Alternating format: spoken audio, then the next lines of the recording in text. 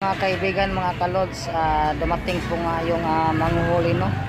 Sila po ay taga City Hall po, no. Ayan. Dito po yan sa Caloocan, may paho, no. Yan nga po ay hinuhuli po yung mga vendors sa gilid ng kalsada at saka sa mga yung mga i-trek rin ay hinuhuli rin na kahit anong naambala dito sa may kalsada po ay hinuhuli po nila ang mga vendors at saka mga i-trek, lahat po ng mga sasakyan ng nakaambala sa kalsada. Ayan po, mayroon po silang record dito. So ayan nyo po mga kalods, mga karels, panoorin nyo po ang aking video. Araw po ito ng July 4. Ayan po, ang daming nahuli ngayon, araw na to.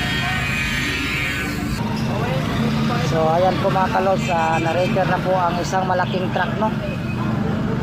Ayan, sinakay na po sa towing ang truck.